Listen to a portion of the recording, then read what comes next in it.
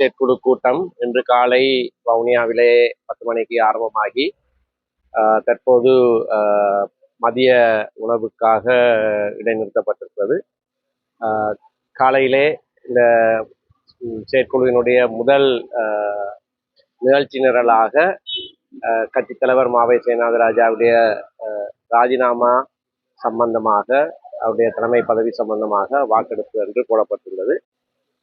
சென்ற 2 வாரங்களுக்கு முதல் நடந்த மத்திய செயற்குழு கூட்டத்திலே நிகழ்ச்சி நிரலிலே அது தெளிவாக போடப்பட்டிருக்காத காரணத்தினால்தான் 2 வாரங்களுக்கு பிறகு நிகழ்ச்சி நிரலிலே அது சேர்க்கப்பட்டு கூட்டம் நடத்தப்பட வேண்டும் என்று சொன்னதன் அடிப்படையிலே இன்றைய கூட்டம் அப்படியாக கூட்டப்பட்டிருக்கிறது.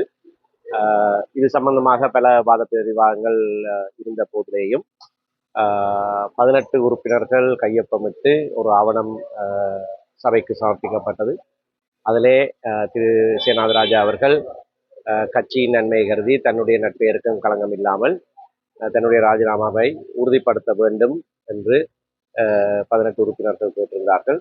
மேலும் சிலரும் அந்த கருத்தை சொல்லியிருந்தார்கள். அதுக்கு எதிரான கருத்துக்களும் வந்திருந்தன. ஆனால் இறுதியிலே கட்சி சமனதாக ஒரு தீர்மானத்தை எடுத்திருக்கிறது. திரு மாவை சேனாதிராஜா தொடர்ந்து கட்சியினுடைய அரசியல் குழு தலைவராக செயற்படுவார். தலைமை பதவி எஞ்சிய காலத்துக்கு, என்னுடைய யாப்பிலே சொல்லப்பட்டிருக்கிறது, தலைவர் ராஜினாமா செய்தால் எஞ்சிய காலத்துக்கு இன்னொருவர் நியமிக்கப்பட வேண்டும் என்று. எஞ்சிய காலத்துக்கு பதில் தலைவராக கட்சியினுடைய சிரேஷ்ட உபதலைவர் திரு CBK சிவஞானம் செயற்படுவார் என்று ஏகமனதாக இறுதியிலே வாக்கெடுப்பு இல்லாமல் முடிவு செய்யப்பட்டிருக்கிறது. மதிய இடைவேளைக்கு பிறகு வேறு விடயங்கள் சம்பந்தமாக கலந்துரையாடல்கள் இடம்பெறும். ஆனால் இந்த விடயம் தற்போது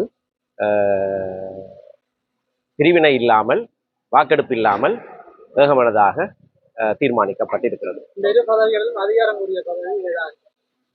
கட்சி தலைவர் பதவி திரு CBK சிவஞானம் கட்சி தலைவர் பதவி வகிப்பார்.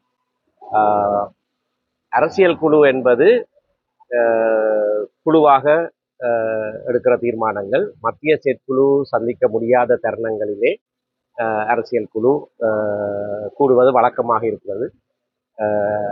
அது பல முக்கிய விடயங்களை, தீர்மானங்களை அரசியல் குழுதான் இதுகால வரைக்கும் எடுத்திருக்கிறது. ஆகையினாலே முன்னைய காலத்திலே திரு மாவை சேனாதிராஜா கட்சி தலைவர் பொறுப்பை எடுத்த போது திரு சம்பந்தன் அவர்களை நாங்கள் அரசியல் குழுவினுடைய தலைவராக நியமித்திருந்தோம்.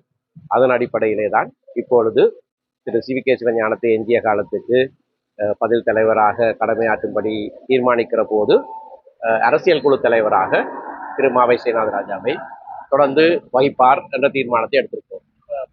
போடப்பட்ட வழக்கு